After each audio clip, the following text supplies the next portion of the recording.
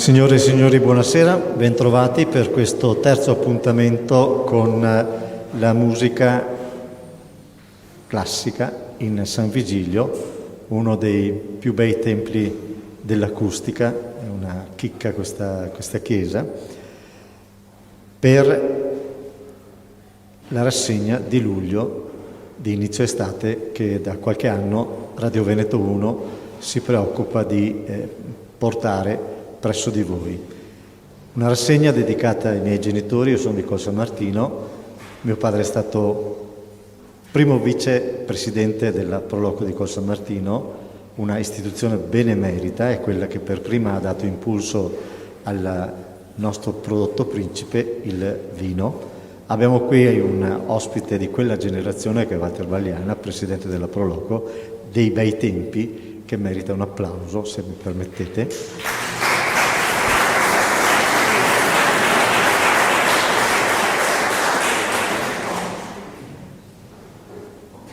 Ringraziamenti innanzitutto a Don Carlo Maccari, il parroco, che ci ha messo a disposizione questo tempio per queste nostre iniziative di didattica musicale a scopo educativo, che servono per portare la musica di qualità alla gente e la gente alla musica di qualità, quella che la radio vuole fare della promozione alla musica. Ringraziamento anche al sindaco Perencin, non mi pare di vederlo, so che ha un importantissimo impegno per un primo successo della sua amministrazione, che è quello di sistemare i problemi che il comune aveva con alcuni proprietari. Dopo 20 anni, appena insediato, questo ragazzo intraprendentissimo, mi permetto di dire ragazzo perché a 30 anni si è ancora ragazzi, però è un politico di razza e sta iniziando a fare veramente bene. Un ringraziamento a Luciano Stival, presidente della Proloco, che ci aiuta nel dopo concerto in un piccolo momento di intrattenimento, un po' di prosecco, un po' di buon salame, un po' di prodotti della nostra terra. Come Lucio Pupetti, che non è presente per altri impegni, è il presidente del gruppo Alpini, come Angelo Guizzo, presidente dell'associazione ciclistica. Abbiamo anche un paio di ospiti d'onore, Don Brunone, il sindaco di Farra di Soligo, che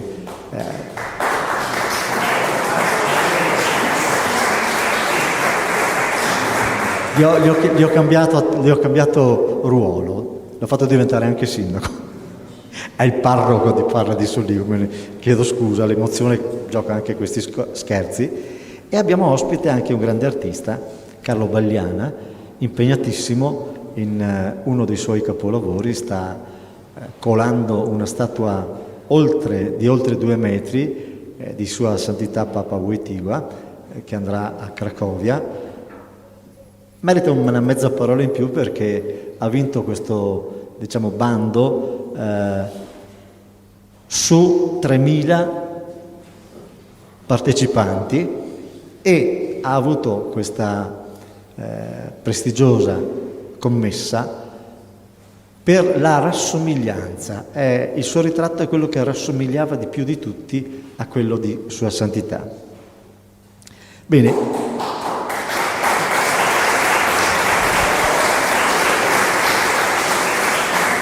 Un applauso decisamente spontaneo e meritato. Giovanni Battista Scarpa, allievo di Michele Lotte ed Enzo Porta, si è perfezionato con Renato Zanettovic, Daniele Pascoletti e Cinzia Barbagelata. È stato prima parte dell'offerta musicale dell'Orchestra da Camera di Venezia e dell'Orchestra Futura, esibendosi anche in qualità di primo violino, di spalla e solista. Ha collaborato con l'Orchestra Filarmonica del Teatro La Fenice di Venezia, collabora anche con i solisti di Radio Veneto 1. A proposito, la nostra modestissima radio è l'unica e la prima in Italia ad avere la sua orchestra filarmonica e la sua orchestra da camera. A breve esordirà molto probabilmente con l'orchestra giovanile, cioè è giusto che anche i ragazzi abbiano un punto di riferimento per essere aiutati nella carriera. Approfondisce il raro e interessante repertorio per due di violini con Stefano Bruni, mentre con la saxofonista Emma Nicole Pigato propone al pubblico brani originali e trascrizione di opere barocche e classiche. Li avete ascoltati 2 anni fa, li abbiamo voluti i nostri ospiti perché era una novità assoluta che andava promossa ed è stato un grande successo. Ha inciso per le etichette Brillant e Sony, è docente di violino presso il liceo musicale Marco Polo di Venezia.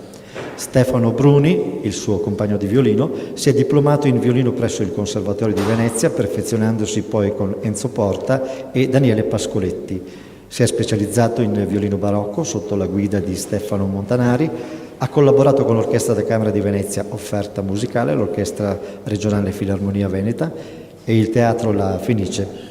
Dal 2011 fa parte dell'ensemble Mondo Antiquo, con il quale ha suonato presso alcuni dei più importanti festival internazionali. Ha inciso per le etichette Brillant, Nave e Sony.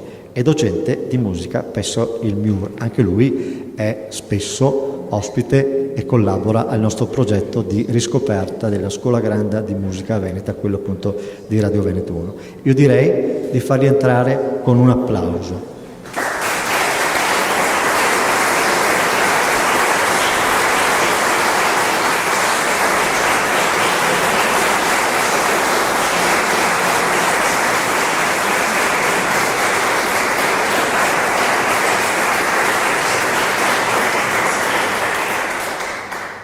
Grave dimenticanza, Giovanni è di Col San Martino, come Giulio Padoin la settimana scorsa e come il sottoscritto.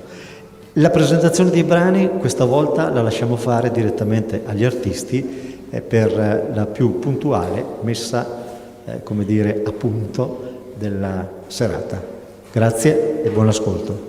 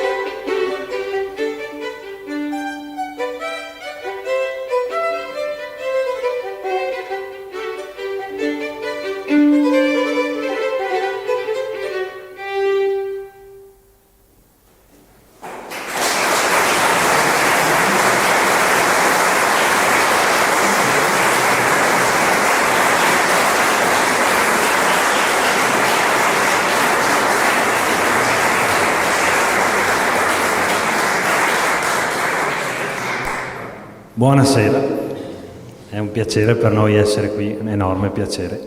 Diciamo che sposiamo in pieno il progetto che da anni il nostro amico Roberto porta avanti, ovvero quello di fare educazione.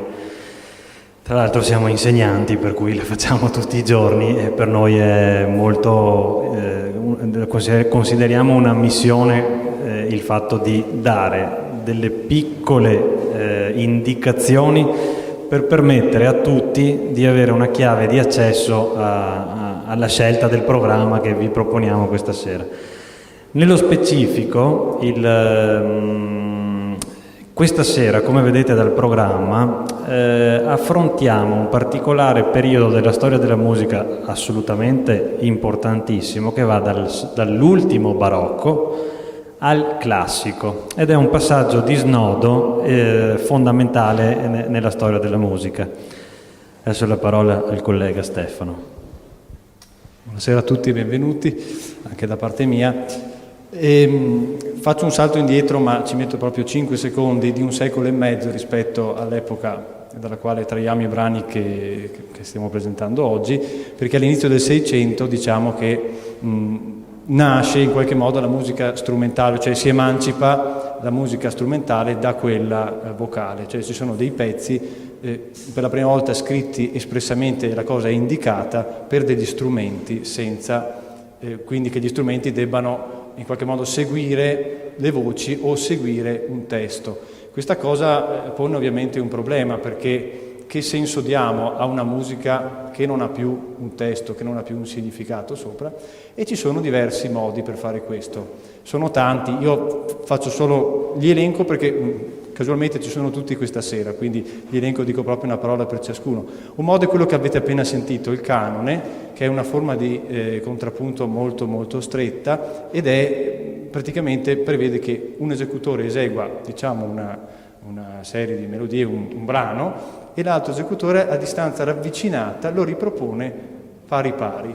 Noi avremmo potuto suonare questo brano leggendo sullo stesso identico foglio, semplicemente uno incomincia prima e l'altro poco dopo. Un altro modo lo sentirete adesso nel brano di Vivaldi, ed è diciamo quello che era nella tradizione poi veneziana della musica responsoriale. Nella Basilica di San Marco si alternavano 2 cori o 2 organi o 2 gruppi di strumenti, e questo in piccolo lo sentirete nel brano di Vivaldi che suoneremo adesso, perché i violini si invertiranno le parti molto spesso. Questo è un altro sistema. Poi abbiamo la variazione che sentirete al termine di un brano di Matheson che suoneremo. Questo è un altro modo molto, molto utilizzato.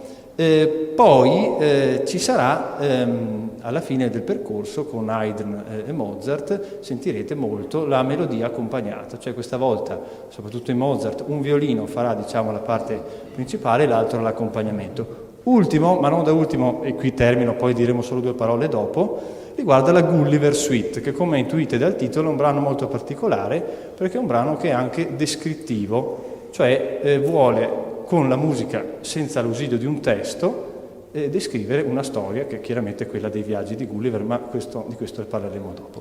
Buon ascolto. Mi permetto, aggiungo solo una cosa in merito al brano che stiamo per eseguire.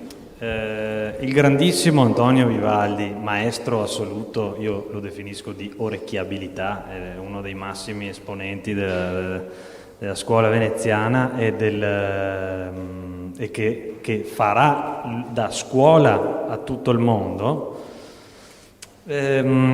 prende spunto dai suoi predecessori, che secondo me sono altrettanto importanti. In particolare mi riferisco ai 2 zio e nipote Giovanni e Andrea Gabrieli, che scrivevano la musica, avevano inventato il Dolby Surround, cioè mettevano un coro qui, un'orchestra lì, un solista lì, e l'ascoltatore aveva una percezione spaziale.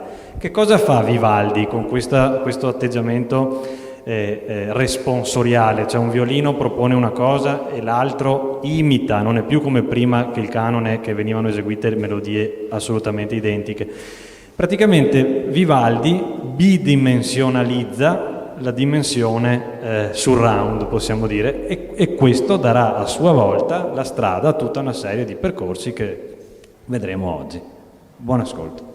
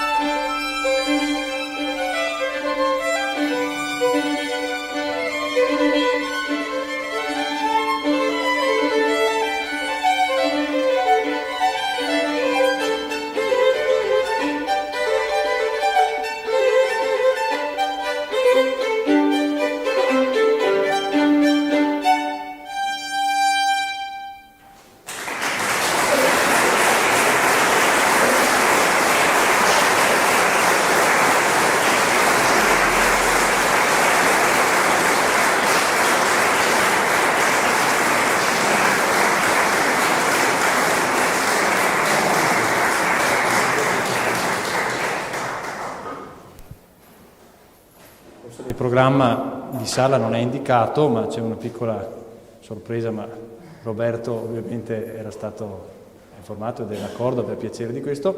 Nello spirito dell'epoca, spiego anche il perché del titolo un po' strano, che si rifà al famoso film Una poltrona per due, una valigia per duo. Perché valigia? Perché chiaramente la formazione dei due violini è una formazione molto agile, nel senso che si presta a suonare in tutti i luoghi, grandi, piccoli, senza bisogno di trasportare strumenti ingombranti. Ovviamente il flauto ha lo stesso vantaggio del violino. All'epoca molti brani erano scritti anche per motivi commerciali, per poter vendere di più, senza indicare lo strumento o addirittura indicando un sacco di strumenti possibili, in modo che chi andava poi acquistava lo spartito, che suonasse il flauto, che suonasse il violino, sapeva di poter suonare quel tipo di musica. E così alcuni brani di stasera sono pensati proprio per essere suonati con strumenti diversi, due violini, violino e flauto, violino e oboe, due oboi e così via. Buon ascolto.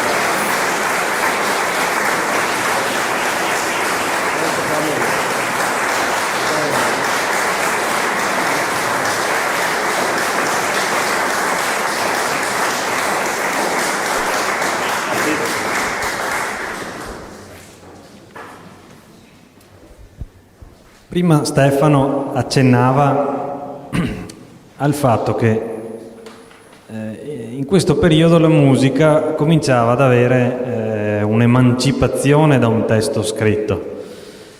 Tante volte ci si chiede: ma cosa significa la musica? In realtà la risposta è più semplice di quello che sembra, ed è: la musica non può altro che significare se stessa e nient'altro. Tuttavia, non mi addentro in questi concetti addirittura filosofici, perché ci vorrebbero serate intere. Tuttavia, esistono degli episodi in cui i compositori scrivono della musica, chiamiamola a programma, ed è il caso di questa deliziosa ouverture di suite, chiamiamola, di Telemann, ispirata ai viaggi di Gulliver. Allora, a parte un'introduzione in stile francese assolutamente tradizionale, il grandissimo Telemann fa un giochetto nella rappresentazione dei lilipuziani, questi ometti piccolissimi, e dei giganti invece, come si chiamano? È un po' difficile, comunque i giganti. E che cosa fa? Cerco di spiegare per chi non conosce la musica. Rappresenta i lilipuziani con delle note di valore piccolissimo, cioè tutto questo più nero vedete e più significa che le note sono di valore piccolo, e quindi fa un gioco più per l'esecutore che per l'ascoltatore, a proposito del fatto che la musica rappresenta se stessa. Per quanto riguarda i giganti, fa la cosa opposta. Vedete che la pagina è fatta da note bianche. Le note bianche rappresentano, sono valori molto grandi, cioè note di valore lunghissimo. Dopodiché, sempre per raccontare in questo caso una storia, il penultimo brano di questa suite, la Reverie der Lilliputaner, eccetera eccetera, in tedesco, non voglio fare brutte figure, praticamente rappresenta un risveglio. Sentirete quasi un effetto da suoneria della sveglia, anche se non erano ancora state inventate, ma l'effetto è quello. Ma la vera perla di questo brano, avrete sentito alla fine di Vivaldi, l'ultimissimo passaggio era caratterizzato da due parti completamente differenti e a sé stanti dei due violini. Telemann fa parte da un presupposto simile, ma lo supera e addirittura scrive due parti completamente diverse, un tipo di danza al primo violino e un altro tipo di musica contemporanea dall'altro, che è fatta apposta a disturbare. Infatti io cercherò di dare questo effetto di cattiveria e di disturbo nei confronti di Stefano. E quindi addirittura in questo caso Telemann in questa epoca anticipa dei procedimenti compositivi che verranno esasperati nel Novecento. Se pensiamo a Luciano Berio, per esempio, è pieno di questi tipi di episodi.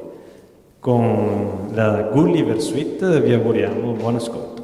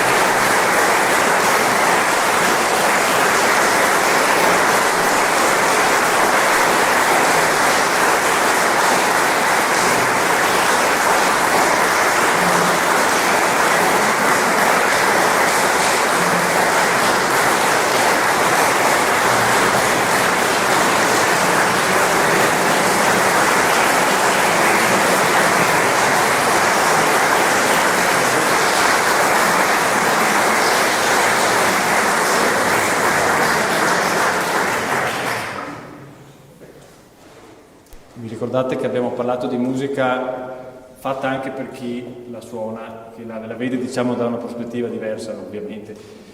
E il canone, mettiamo insieme le due cose, abbiamo un foglio qua in orizzontale che leggeremo insieme.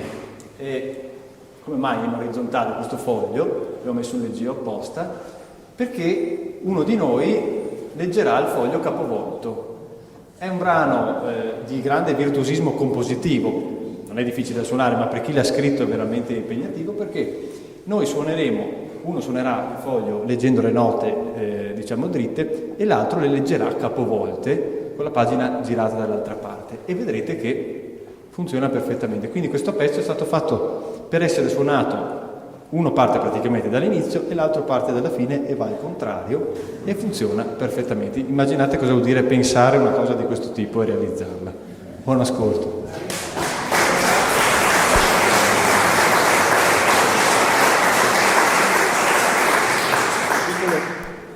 Un piccolo dettaglio di cronaca: la leggenda vuole che questo ragazzo, Mozart, abbia scritto questo brano di getto, cioè ha preso il foglio e l'ha scritto ta ta ta ta ta ta ta, immaginando che la prima nota suonata da uno strumento era l'ultima nota suonata dall'altro al contrario, e così per tutto il brano.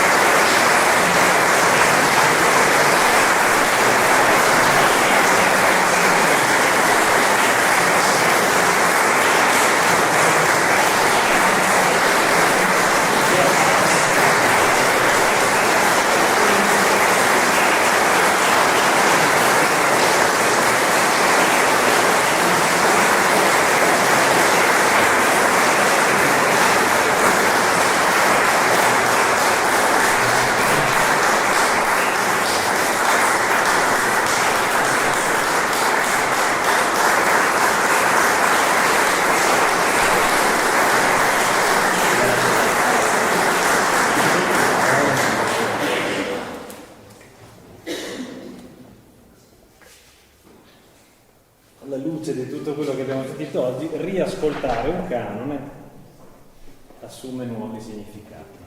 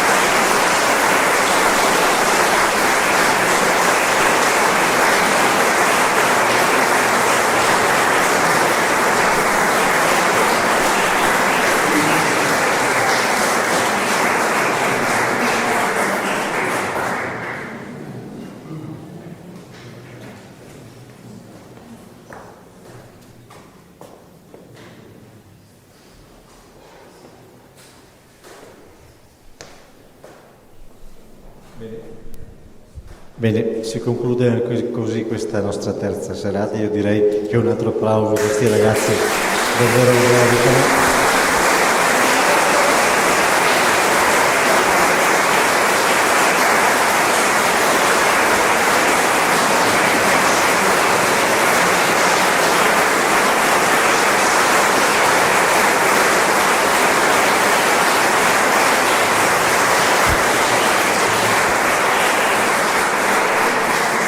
Direi che con molta classe, con uno stile unico, ci hanno dato le lezioni di quella che era la nostra terra.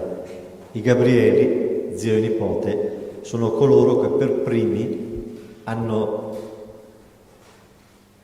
dettato la rivoluzione in senso democratico della musica. Per primi hanno stampato gli spartiti, hanno colorato la musica, hanno dato la dinamica, scrivendo forte, forte piano, mezzo forte, e l'hanno diffusa. Dopodiché in giro per l'Europa, nelle corti, leggevano questa musica, però non era abbastanza, e Venezia è diventata la sede della cultura mondiale, dove la gente veniva a perfezionarsi. Dico una per tutte, la scuola di San Rocco, l'imbianchino si chiama Tintoretto, così per dire. La scuola di San Marco, la scuola di Sant'Odaro, la scuola della Misericordia, la scuola delle Putte, di Vivaldi. Qui è nata la musica classica, qui è nata l'evoluzione dello strumento per la musica classica, qui da noi. Poi, con l'apporto di tutti i grandi autori, si è diffusa in tutta Europa ed è diventata la musica classica moderna. Noi dobbiamo esserne orgogliosissimi e ringraziare questi ragazzi che vengono a darci la possibilità di riprenderci una cultura che ci hanno cancellato con la fame, la miseria, la disperazione, le grandi guerre. Questo è un teatro della grande guerra. Ci hanno cancellato quello che era il nostro patrimonio culturale. Siamo i numeri uno. Questi ragazzi fanno parte della scuola veneta, che è la prima scuola mai esistita. Dopo è nata la scuola tedesca, importantissima, la scuola vennese, la scuola russa, tutte importantissime, ma le fondamentali sono qua.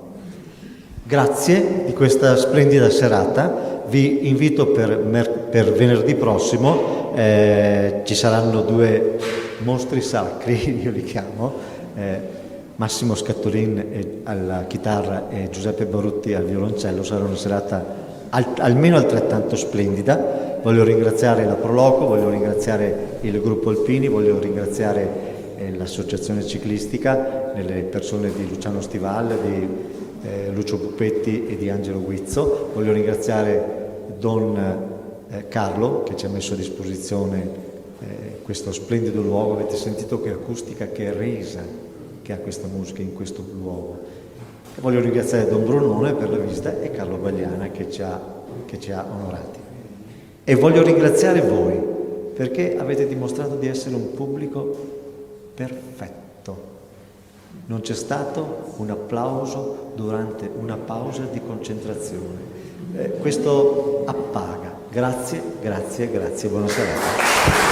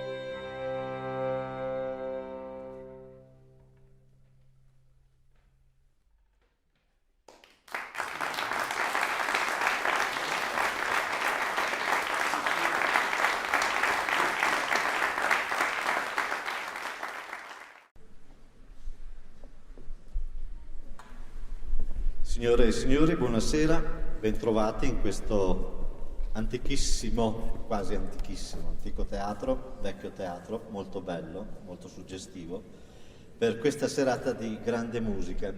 Sono Roberto Ghizzo, ho il piacere e l'onore di dirigere Radio Veneto 1, la più vecchia radio della nostra provincia, che da una decina d'anni sta facendo un lavoro per la cultura e con la cultura. Questa sera presentiamo con la nostra orchestra filarmonica, i solisti di Radio Veneto 1, un'opera immensa di Ludwig van Beethoven con 3 immensi protagonisti. Io vorrei ringraziare innanzitutto tutto il personale del Teatro Accademia e il Comune di Conegliano che ci ha dato questa opportunità di questo concerto di Natale. Non la tiro molto lunga e partiamo subito dicendo che l'Ouverture Egmont, opera 84, è l'introduzione del più esteso ed importante gruppo musicale da scena scritto da Beethoven tra il 1809 e il 1810 per il poema di Johann Wolfgang Goethe, von Goethe, grande estimatore del compositore tedesco. L'eroico conte di Egmont, martire dell'indipendenza belga, decapitato dagli spagnoli a Bruxelles nel 1568, soggetto della tragedia di Goethe, era affine al carattere di Beethoven, alla sua passione per la libertà, e questo ha appassionato ancor più la sua ispirazione musicale. Non va dimenticato che Beethoven, tanto per dire quant'era grande la sua passione, vedendo come venne trattata Venezia da Napoleone, stravolse l'eroica, la sinfonia che aveva dedicata al predatore francese. Sull'Egmont lo stesso Goethe disse: opera musicale concepita con un genio ammirabile. L'Ouverture non è un semplice brano orchestrale introduttivo, ha una sua autonoma aurea sinfonica che, pur nella sua sintesi, rende puntuale idea del dramma che va ad introdurre. Il brano divenne celebre nelle esecuzioni in concerto, superbo esempio dello spirito del nuovo modo impresso da Beethoven, fare musica con impeto. Invito pertanto l'orchestra e i solisti di Radio Veneto 1, che mi auguro vogliate accogliere con un grande applauso, ad entrare in scena.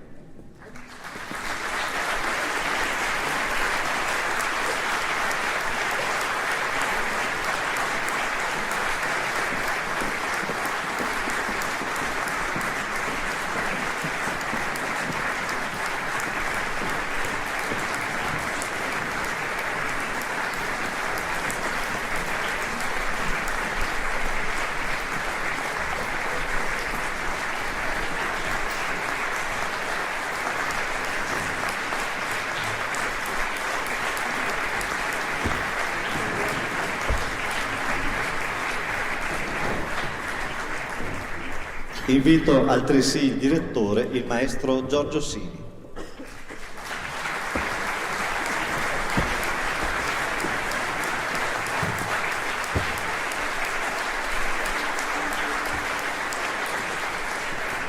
Di Ludwig van Beethoven, l'Ouverture Egmont nei tempi, sostenuto ma non troppo e allegro. Raccomandiamo il massimo contributo alla concentrazione dei maestri tra un tempo e l'altro. Buon ascolto.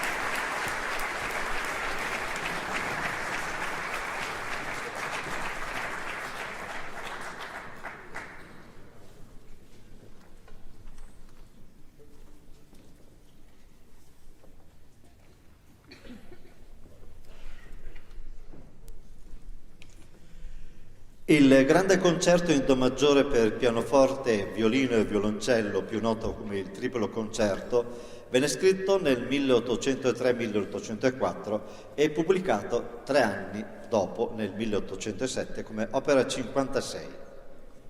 Il 1803 è stato un anno molto proficuo per Beethoven. Compose l'opera Leonora, preso atto della statura di Napoleone, si dedicò alla citata revisione della Sinfonia Eroica che egli aveva dedicato a quel signore. Finito il triplo concerto, compose le sonate per pianoforte, opera 53, opera 54, e portò molto avanti l'opera 57, l'Appassionata.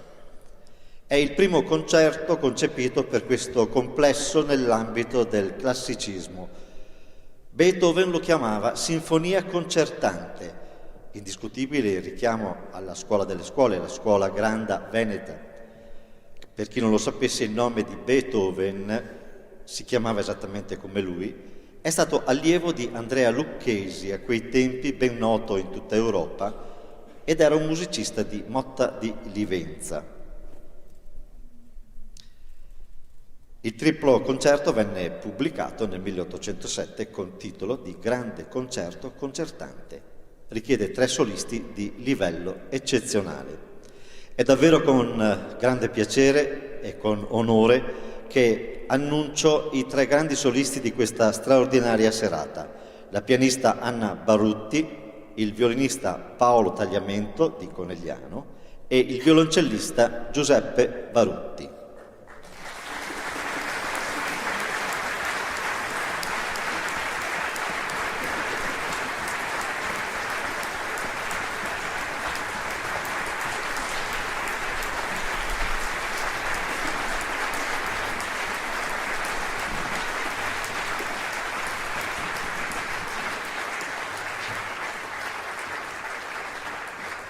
Di Ludwig van Beethoven, il triplo concerto in Do maggiore per pianoforte, violino e violoncello, opera 56, nei tempi allegro, largo, rondò alla polacca. Vale sempre l'invito di aiutare la concentrazione dei musicisti con il massimo silenzio nelle pause tra un tempo e l'altro. Dirige il maestro Giorgio Orsini. Buon ascolto.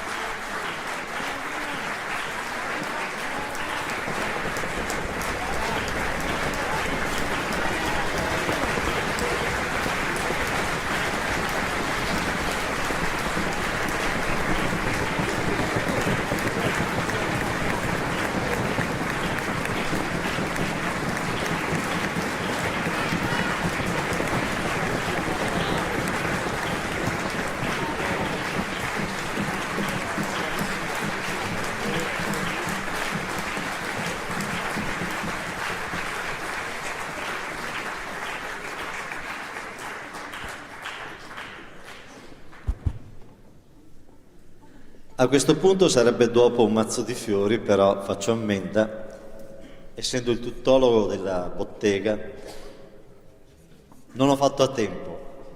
Chiedo a voi, per cortesia, un aiuto e un supplemento di applauso perché davvero lo meritano.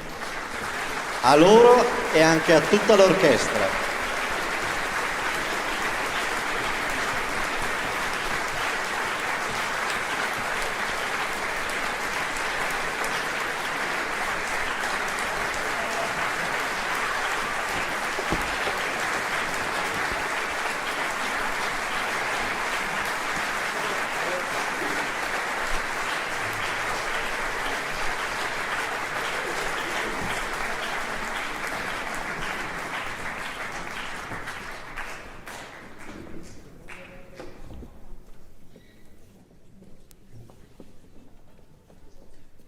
La data di composizione della romanza Opera 40 per violino e orchestra è tra il 1975 e il 1802, lo stesso anno nel quale Beethoven dunque terminò la composizione della Sinfonia numero 2.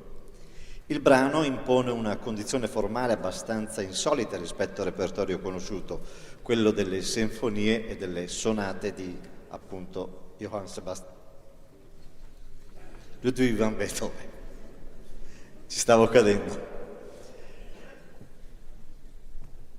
La lineare procedura del brano potrebbe trarre in inganno. Beethoven ci ha abituato a composizioni di vigore, a darci della forza di un dramma senza lesinare, a darci senso della forza di un dramma senza lesinare.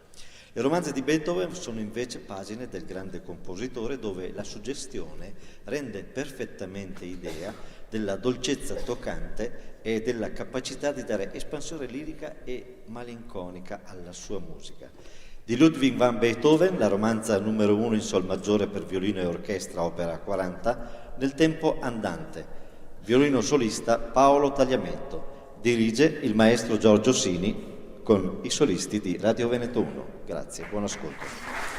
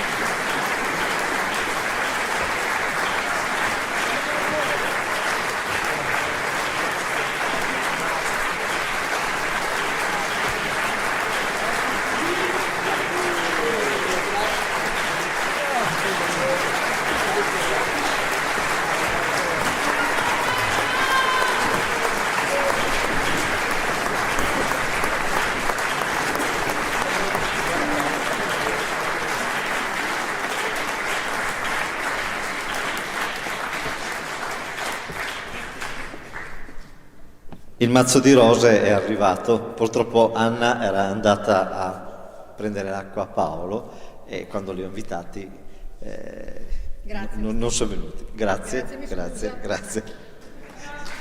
Poi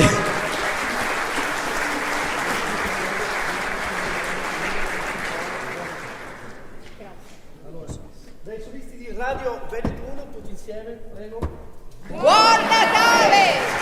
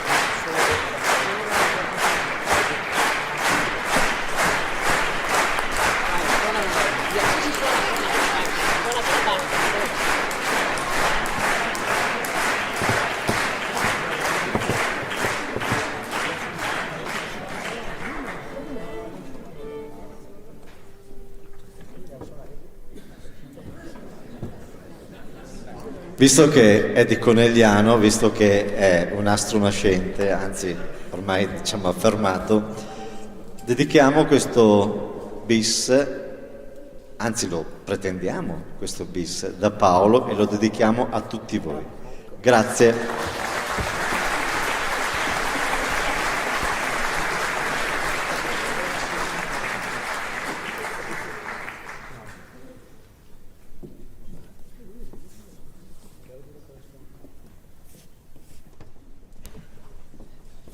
E già non ho voce io, quindi suono il largo, movimento largo dalla terza sonata per violino solo di Johann Sebastian Bach.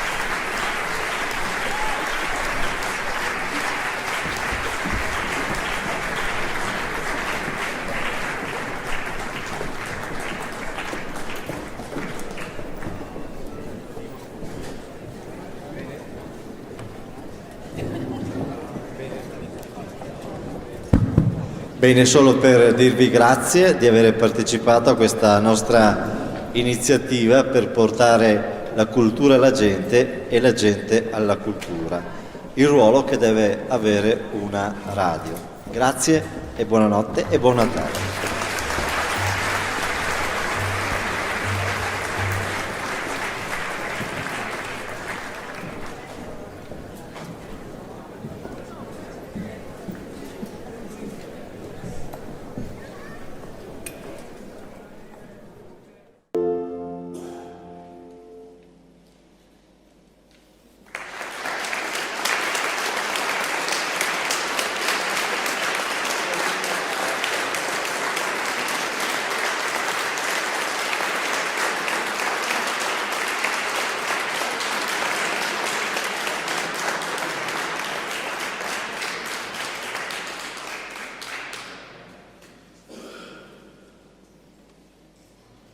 Il programma continua con la Sicilienne di Maria Teresa Paradis.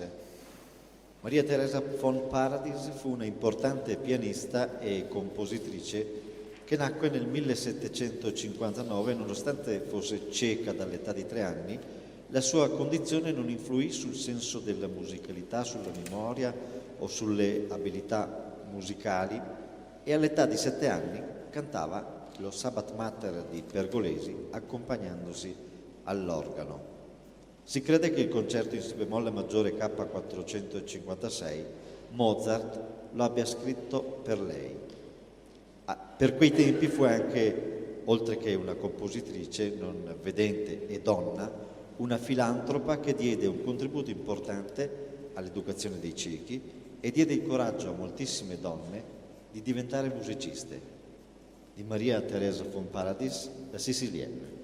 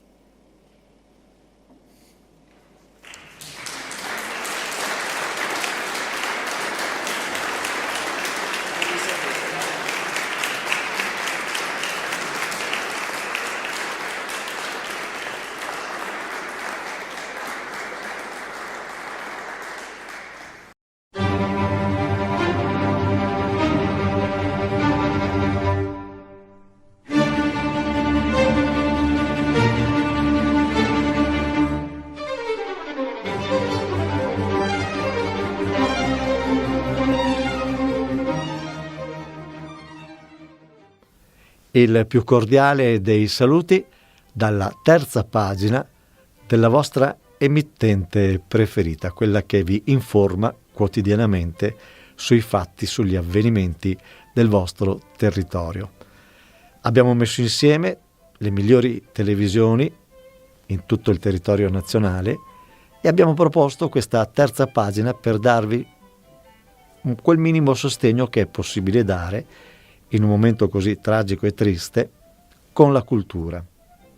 Oggi saremo al Teatro delle Voci, mega impianto di Fondazione Cassamarca, per la registrazione, e come ospiti 3 professionisti superlativi: The Trio, Glauco Bertagnin al violino, Francesco Padovani al flauto e Giuseppe Barutti al violoncello. Ma diamo la linea alla televisione ospite questa settimana. Si tratta di Esperia TV e al suo direttore Michele Palermo.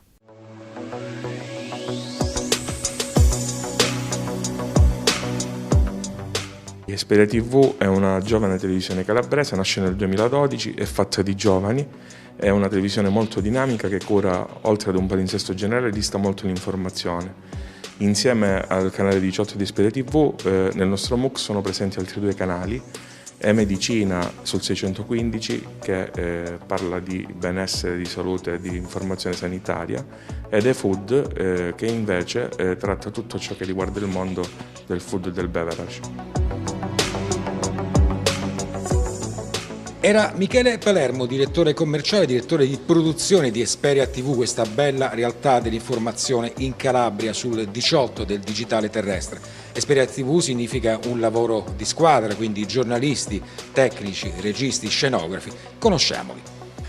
È importante fare informazione, ogni giorno è una nuova sfida. Diciamo che il principale obiettivo, di Esperia TV è stato quello di raccontare la Calabria che funzionava, la Calabria dell'eccellenza, che pure c'è, non si vede, probabilmente un po' nascosta, insomma. A dimostrazione della filosofia, se vuoi, della mission, della linea editoriale che 9 anni fa ci diede il compianto Massimo Marrelli e che oggi ovviamente sostiene l'architetto Antonella Stasi, è proprio quello di raccontare l'altra Calabria soprattutto su 2 campi, 2 categorie, socio-economiche molto importanti. Da una parte la tutela della salute, e quindi ecco perché l'idea di avere un secondo canale, il 615, LCN 615, con E-Medicina, che approfondisce ovviamente tutta una serie di tematiche, che fa conoscere evidentemente, i professionisti nati e cresciuti in Calabria, che magari hanno studiato anche in Calabria, e quindi tutela della salute. Dall'altra parte si tutela la salute anche con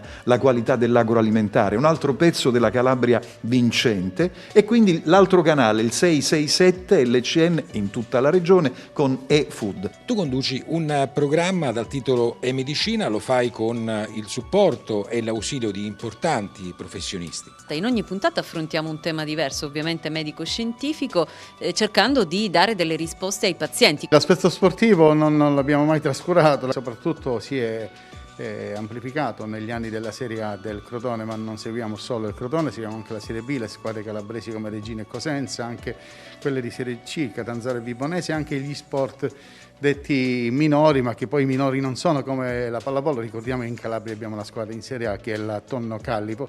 Siamo in regia, il cuore pulsante della TV, Antonio Maiolo alla regia, alla parte tecnica. Ogni diretta è una sfida. Sì, carica d'adrenalina tutti i giorni, sempre un'esperienza nuova. Anche Carmine Scerbo alla parte tecnica, alla regia, all'audio, al video, in ogni diretta. Da tanti anni lo fai? Lo faccio dall'inizio. Sono quasi 10 anni. Impegnativo questo tipo di lavoro? Ma più che impegnativo è un lavoro di squadra. Una televisione che si rispetti oggi come oggi deve essere dotata di un ufficio grafico. In Esperia TV di grafici ce ne sono 2, sono Damiana Carcea e Alessandro Loria. La televisione è grafica, la comunicazione è grafica e siamo attirati da quello che è bello, quindi è importante studiare anche una comunicazione efficace.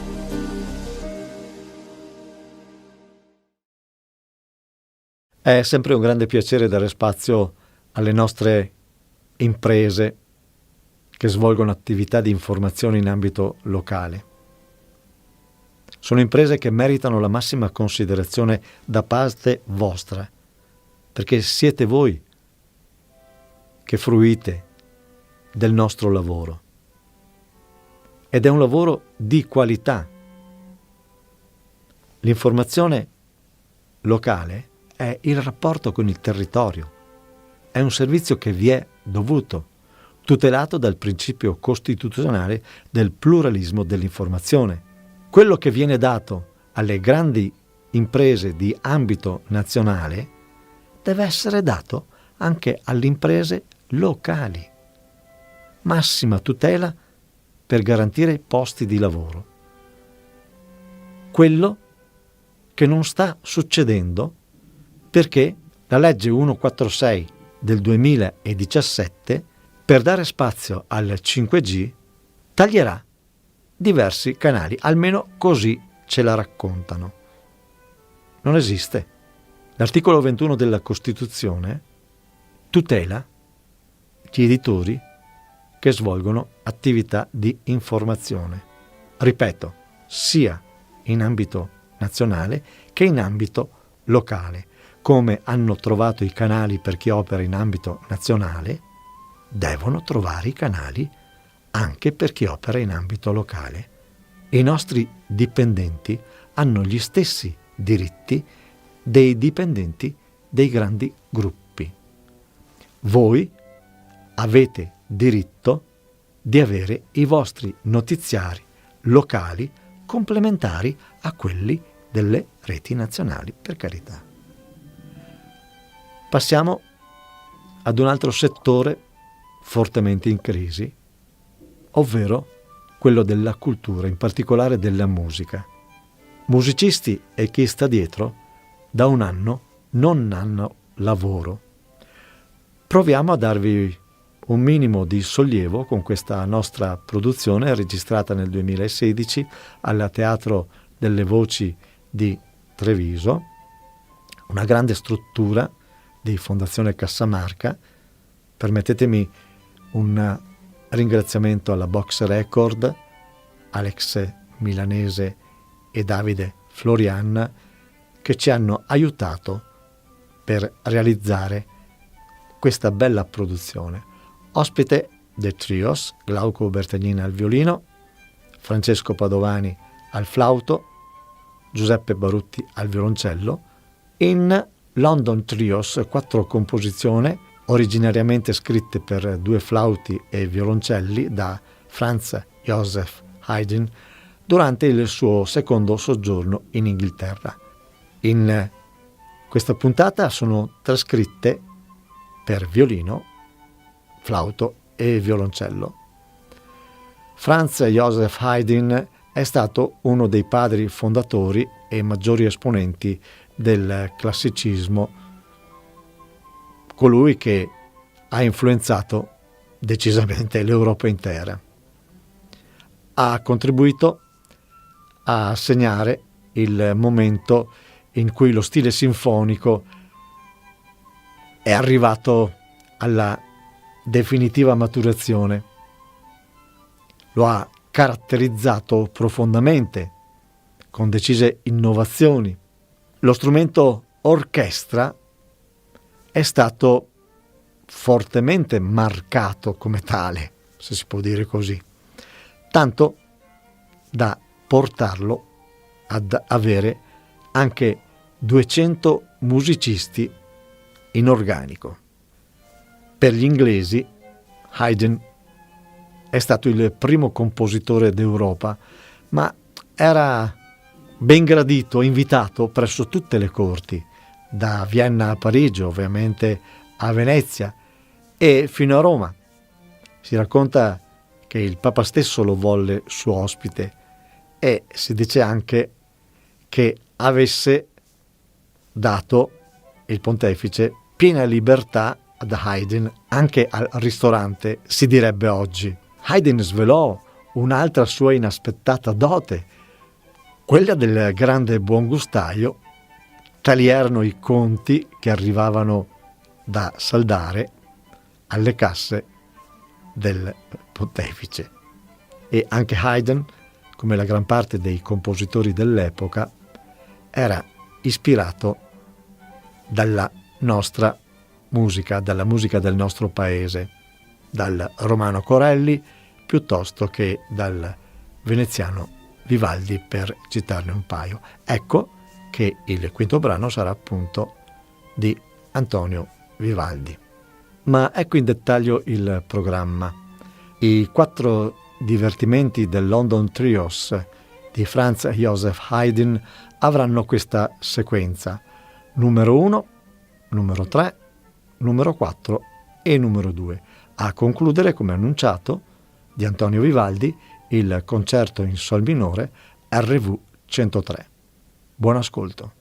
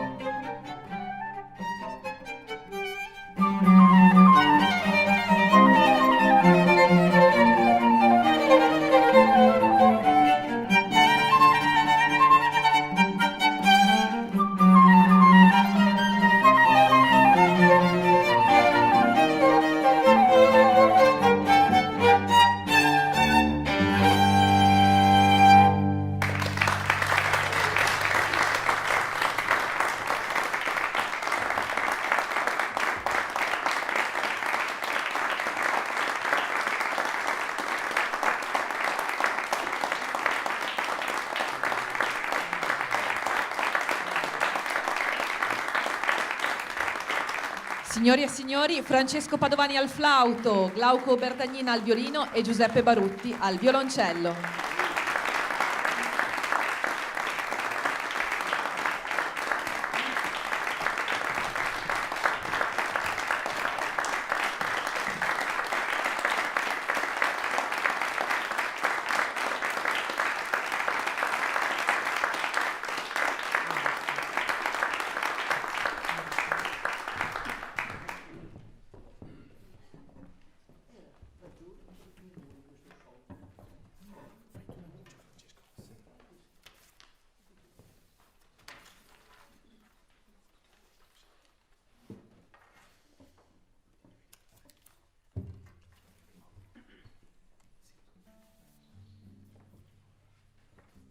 Posso annunciare lo stesso anche se... No, ma penso mi sentano. Sì. Ho Sì. la voce un po' chiusa perché sono leggermente raffreddato. E eseguiremo, torniamo a Londra, eseguiamo un allegro della trio sonata di Giuseppe Sammartini, che era un oboista dell'orchestra di Handel. E tra i fondatori, con il fratello, del genere sinfonico. Allegro.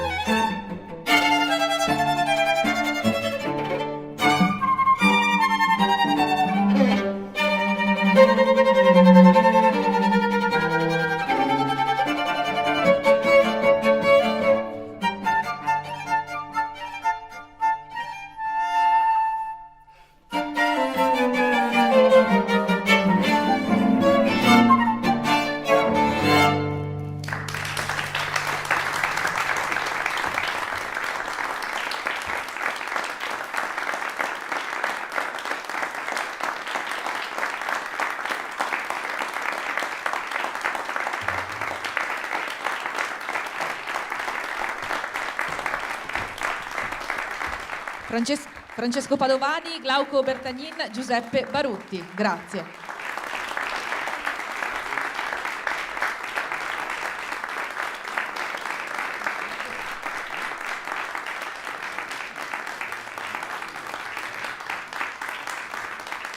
Chiediamo un altro bis.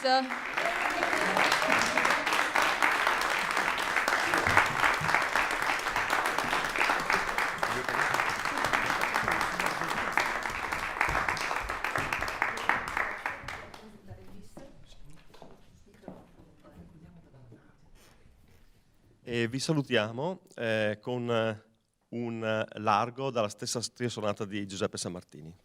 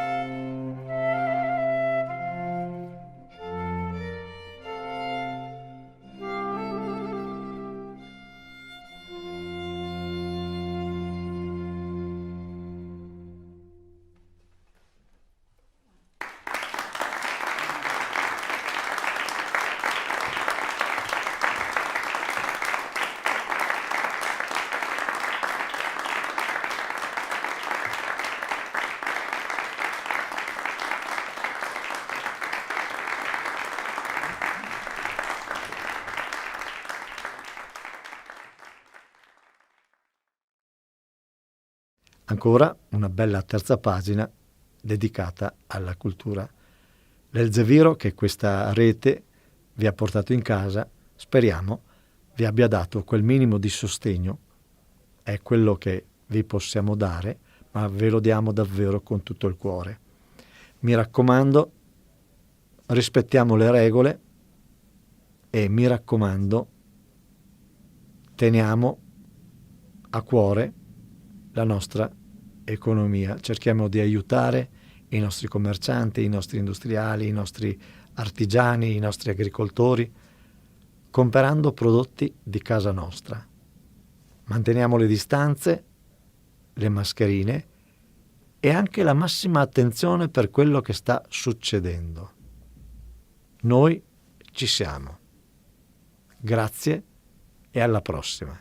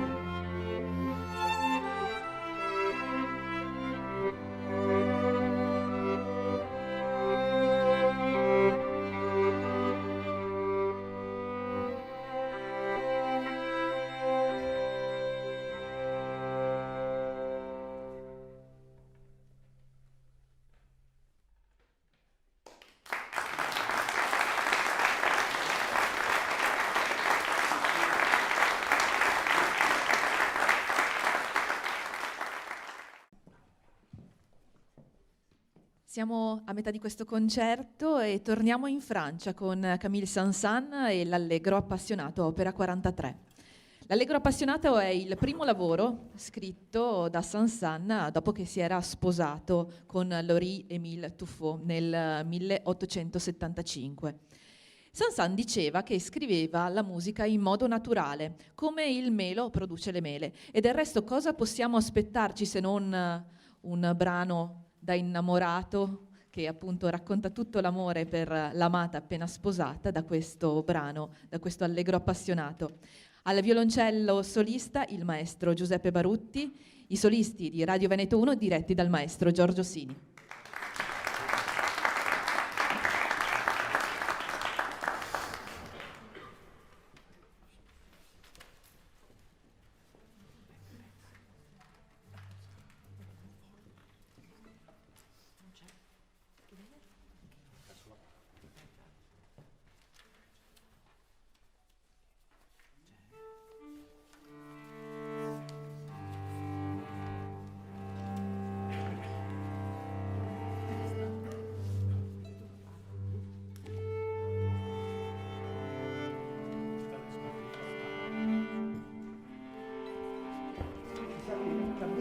anni è stato un grande compositore francese, ma davvero è storia, cioè è storia reale, era un gran burlone. Nei suoi concerti spesso faceva sparire le parti si vede che quest'anima geniale è da queste parti. È legge.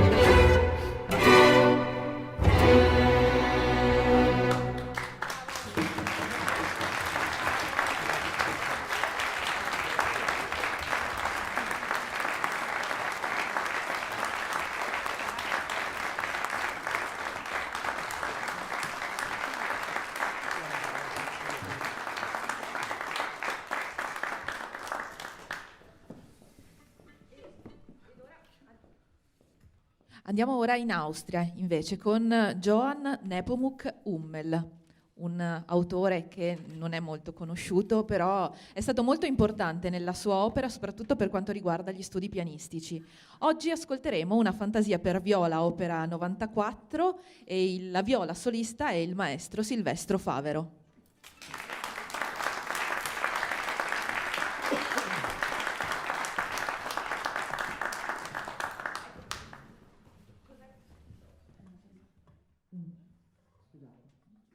Cos'è quest'opera, questa fantasia? Allora, bisogna parlare un attimino di Hummel. Hummel allora ha scritto molto e aveva anche una sua teoria musicale. Secondo lui esistevano appunto brani per appassionati, per esperti di musica, come appunto e opere serie, quindi sonate, variazioni, concerti in solo, e opere invece per appunto gli appassionati più popolari, le danze, i divertimenti, le bagatelle, i diversimots.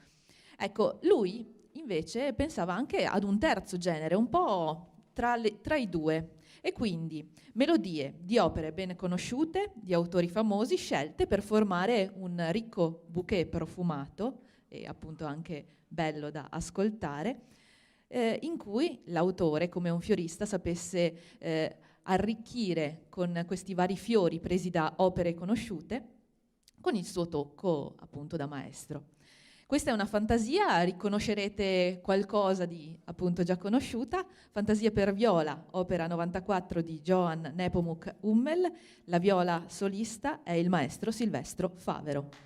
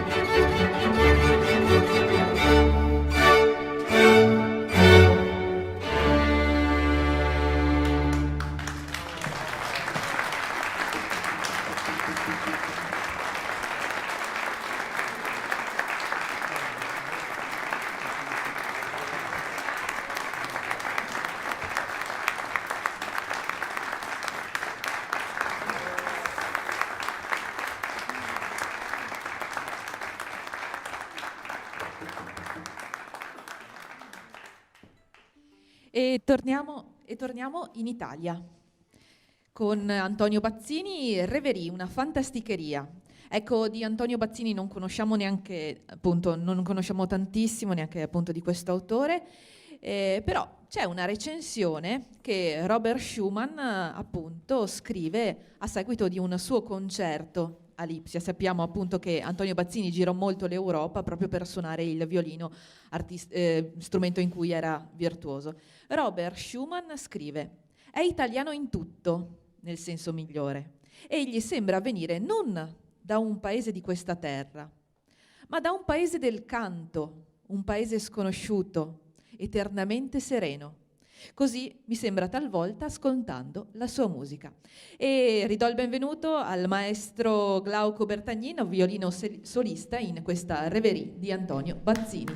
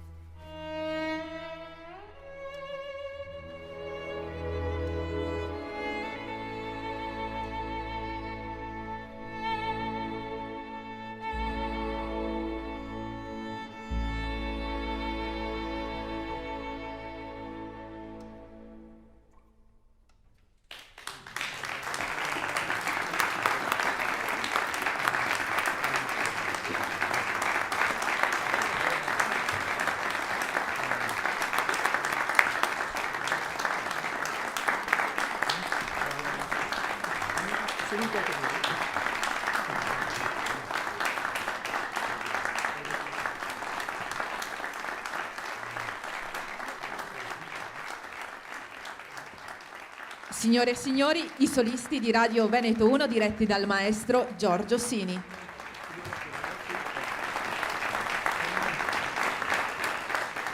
E richiamo anche sul palco il maestro Glauco Bertagnin.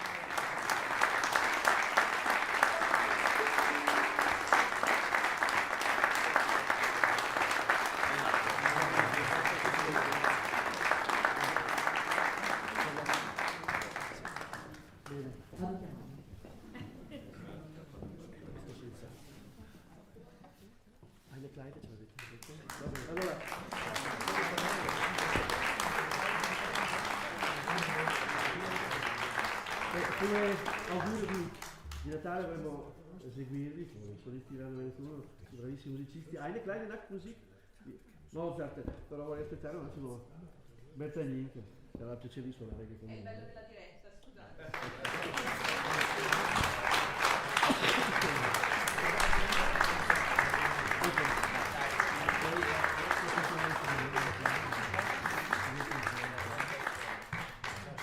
Non c'è la serie. Prossima volta. Va bene, non la devi la prossima volta. Eine kleine Nachtmusik.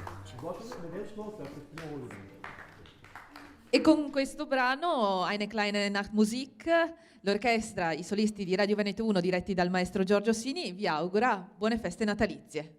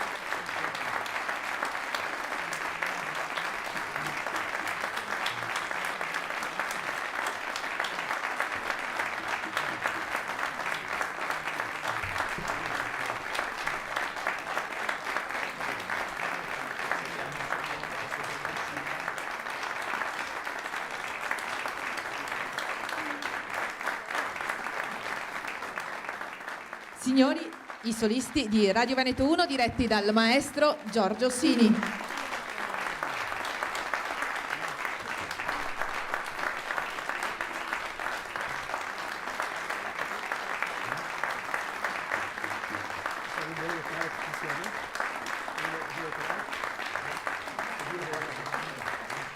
A voce. 1, 2, 3. Buon Natale, solisti di Radio Veneto 1.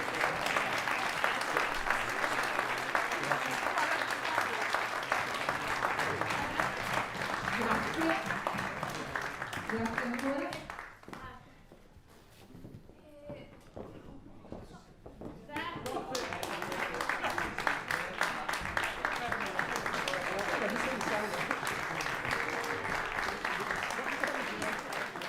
Un applauso, il maestro Giorgio Sini, il maestro Glauco Bertagnina al violino, il maestro Silvestro Favero alla viola e il maestro Giuseppe Barutti al violoncello.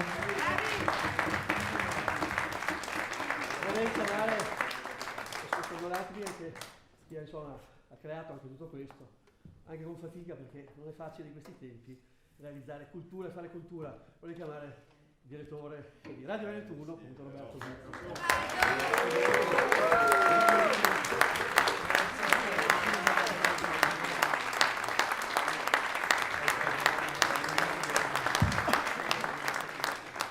Io vorrei ringraziare innanzitutto voi, questi grandi maestri, una persona che mi ha sopportato, che mi sopporta, che è mia moglie, e mandare una dedica ad Arianna, che è arrivata da un mese e lo merita. Buon Natale a tutti. Ovviamente non ultimi tutti i ragazzi che ci hanno dato una mano, i ragazzi delle camere, i ragazzi della regia, i ragazzi del Teatro alle Voci, Roberta, che è stata bravissima e merita un applauso particolare.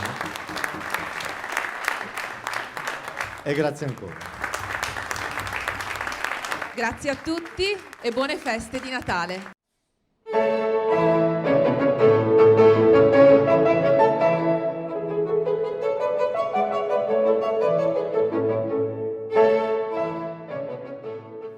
Ben trovati amici all'ascolto con questo primo appuntamento dei concerti d'inverno, un evento che da qualche anno noi portiamo in Catena di Villorba, una frazione della città di Villorba, nell'auditorium dedicato a Mario del Monaco. Questa sera, prima di iniziare il concerto, daremo spazio anche ad un video di una delle televisioni che propongono questo nostro spettacolo in tutta Italia, da nord a sud. Per l'occasione siamo in Campania con Lab TV 625 e questo è il contributo che ci hanno inviato. Buona visione.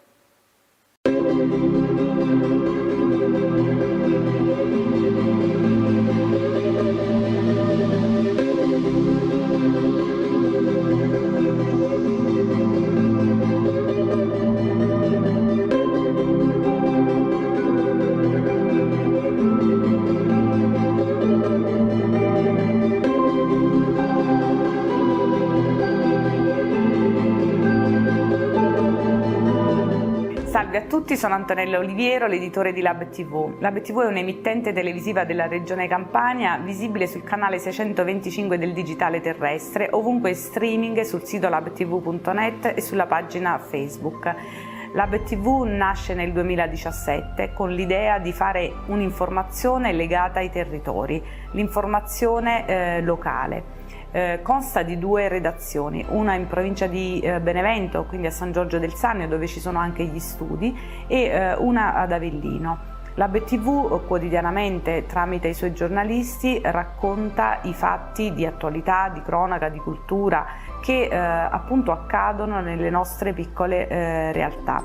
La TV locale ha un'importanza determinante per quella che è l'informazione nazionale, rappresenta un po' l'ossatura dell'informazione nazionale, ed io sono molto contenta di questa iniziativa che abbiamo intrapreso, cioè quella di mandare in onda contemporaneamente agli stessi orari e negli stessi giorni dei contenuti che vengono prodotti, e spero che questa iniziativa non si limiti solo al concerto di Capodanno, dell'Epifania, al concerto di Natale, ma vada oltre, perché quando più televisioni si mettono insieme e producono lo stesso contenuto, fanno capire qual è l'importanza che hanno, perché spesso ci scontriamo con le grosse realtà, ma noi non possiamo, non abbiamo gli strumenti, non abbiamo i mezzi per poter competere con loro, ma abbiamo la possibilità di raccontare ciò che accade nei nostri territori e che i grandi non fanno. Quindi mi auguro davvero che questa iniziativa possa protrarsi nel tempo e possa dare a noi e ai nostri telespettatori grandi soddisfazioni. A presto!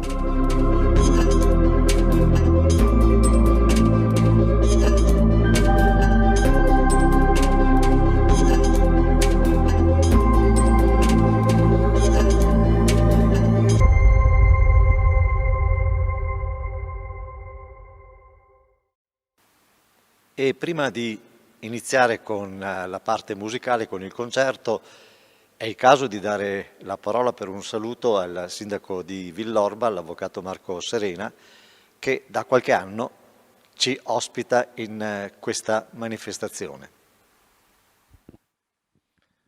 Buonasera a tutti. È con piacere che anche quest'anno rinnoviamo l'appuntamento con l'Associazione Culturale Veneto 1 e che offriamo questa rassegna di meravigliosi concerti qui nell'Auditorium Mario Dal Monaco di Catena. Anno particolare quello che ci lasciamo alle spalle, ma io sono convinto che la musica, la bellezza e la cultura siano la chiave e la risorsa che noi italiani dobbiamo spendere per ripartire con convinzione. Con questa sicurezza auguro a tutti un buon 2021 e ripasso il microfono a Roberto Ghizzo. E dopo il saluto del signor sindaco, l'avvocato Marco Serena, uno sguardo al programma di questa serata. Iniziamo con Wolfgang Amadeus Mozart e la sua sonata numero 29 KV 305. Dopodiché di Niccolò Paganini il Cantabile. Si proseguirà con Franz Schubert e la sonatina opera 137 numero 3. Indie di Anton Dvorak, l'Umoresque opera 101 numero 7. Di Frédéric Chopin la Mazurka opera 68 numero 3. Dopodiché per piano solo, ancora di Frédéric Chopin, lo studio opera 10 numero 5. Di Béla Bartók, le 6 Romanian Dance. Infine di Johann Brahms, lo scherzo dalla sonata Fae. Ed eccoci alla parte musicale, al duo Enidra. Enidra significa nascere dall'acqua, sono le piante che nascono dall'acqua. Sabina Bakoldina in verità nasce a Mosca, capitale della Russia, mentre Aredion è nato a Fier in Albania, ma musicalmente e nella vita entrambi nascono proprio a Venezia. Sabina Bakoldina si è laureata in violino con il massimo dei voti al Conservatorio Benedetto Marcello di Venezia, come esattamente Aredion, per quanto riguarda appunto il pianoforte. Al suo talento anche la lode e la menzione speciale. Il duo Enidra.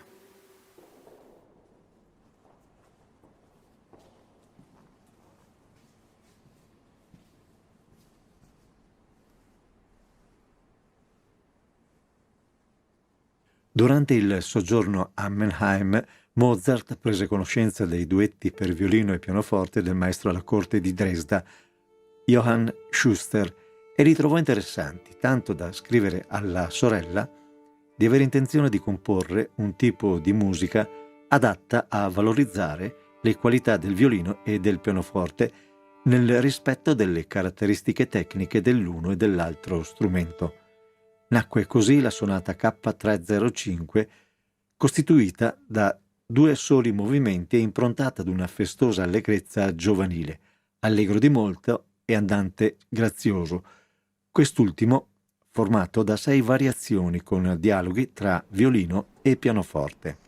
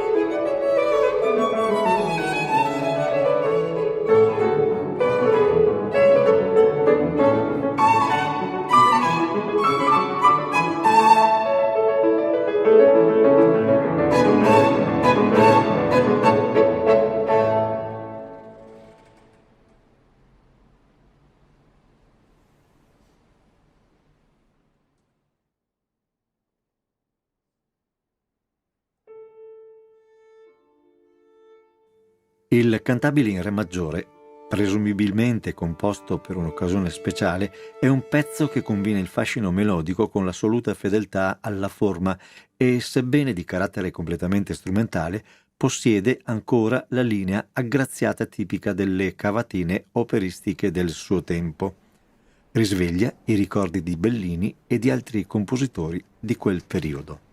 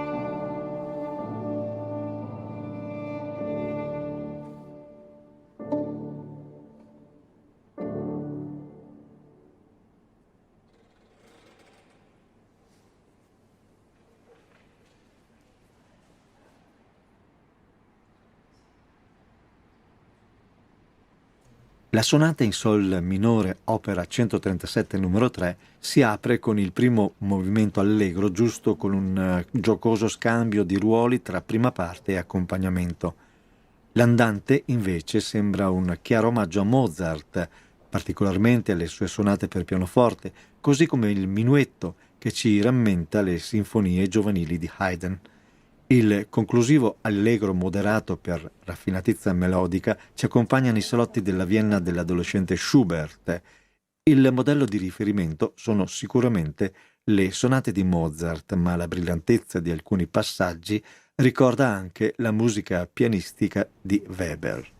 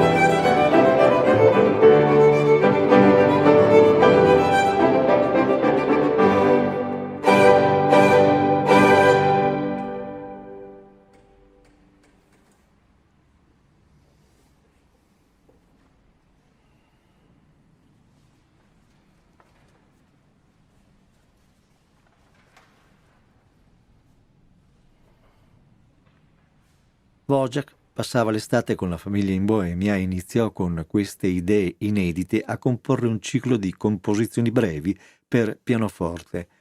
Nel 1894 Dvořák abbozzò la prima Umoresque in Si maggiore, che oggi è la numero 6, e via via continuò il ciclo.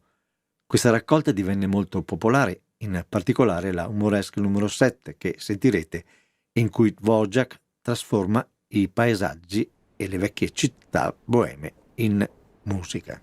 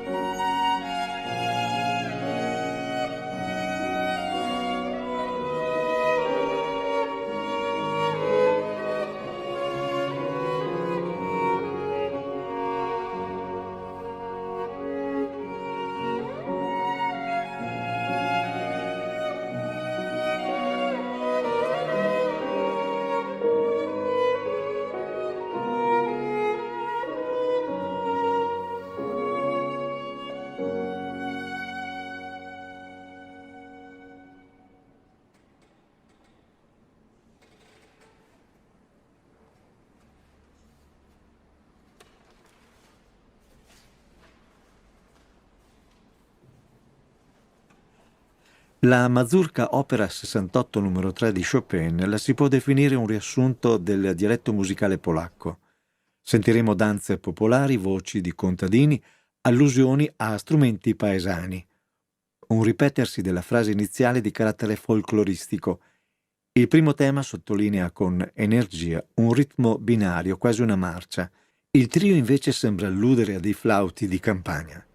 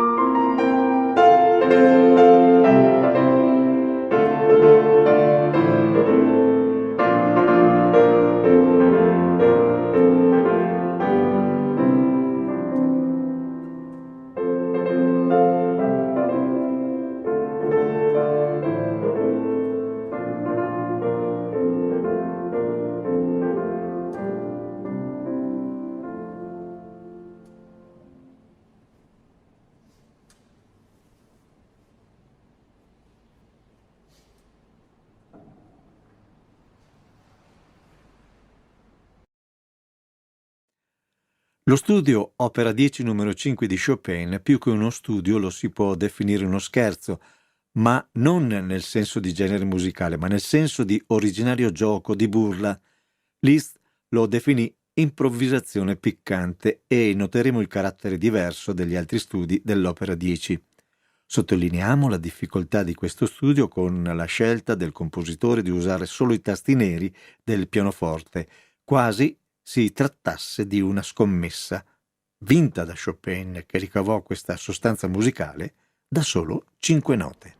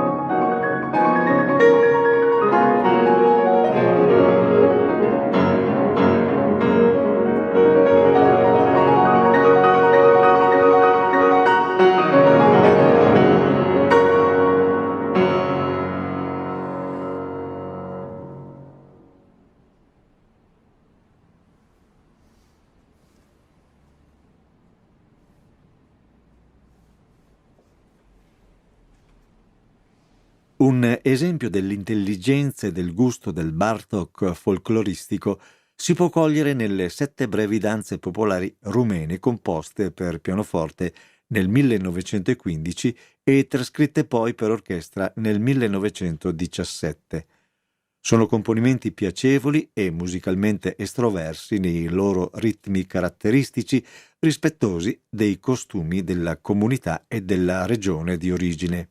Yakul Ku Bata, danza del bastone, Braul, danza della fascia, Pelok, danza sul posto, Bucemeana, danza del corno, Porga romanesca, polka rumena, Murantel, danza veloce e Muraltel ancora, danza veloce.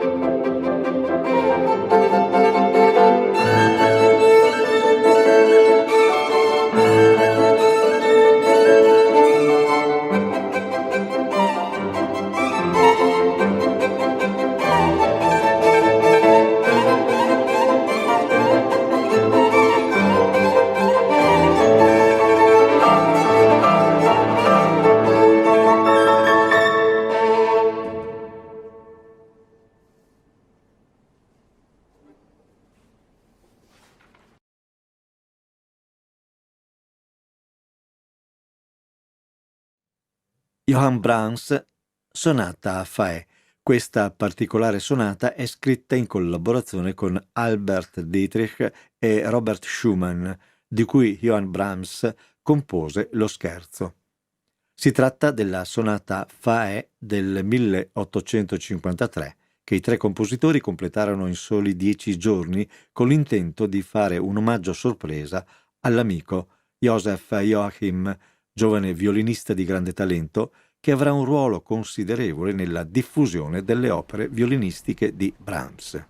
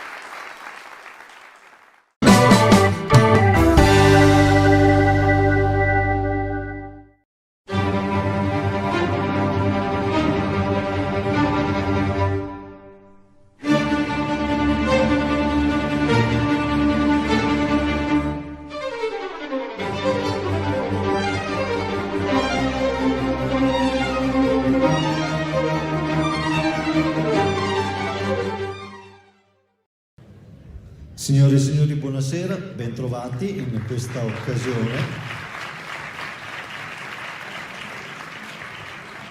L'applauso è per voi, ovviamente. Bentrovati in questa occasione, bentrovati con Radio Veneto 1, che tra le sue promozioni, tra il suo lavoro, ha anche il piacere di cercare di portare la gente alla cultura. La nostra terra ha fatto nascere la musica che ascoltiamo, musica che di generazione in generazione è diventata la musica classica dei giorni nostri. Probabilmente pochi di noi sanno questo. Ecco il ruolo della radio, appunto quello di portare, di riscoprire la grande scuola di musica veneta. Non mi dilungo oltre perché siamo anche in ritardo. Io vorrei invitare l'assessore alla cultura del comune di Treviso, che ha sposato questa nostra idea, ci ha messo a disposizione il teatro comunale e noi cercheremo di rispondere come sappiamo, con semplicità e con i fatti. Il saluto, a nome di tutti i politici presenti che saluto, lo lasciamo all'assessore Franchini. Grazie.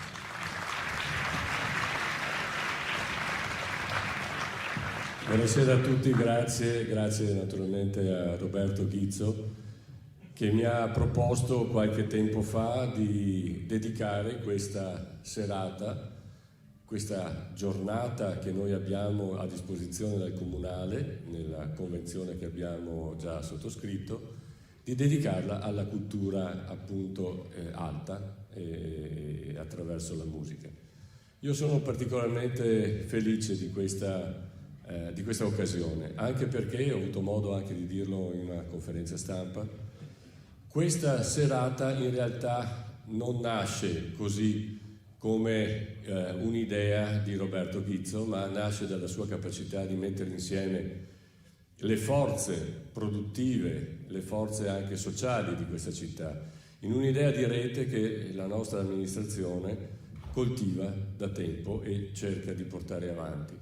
Queste forze sono qui rappresentate dal Presidente e Segretario del CNA e dal Renato Salvatori di Ascom. Quindi anche per loro credo sia un'occasione importante. Io ho avuto modo di sottolineare quanto sia importante che le forze produttive, quelle più attive, quelle più presenti nella città, diano anche il segno di una vicinanza agli aspetti culturali di una Treviso che sta cambiando veramente anche attraverso la cultura. Quindi il mio è un ringraziamento davvero sentito. Porto naturalmente i saluti dell'intera amministrazione, del Sindaco Manillo e spero che veramente questa serata sia per il lavoro di Roberto e per la partecipazione delle forze produttive sia veramente la prima di una lunga serie. Grazie.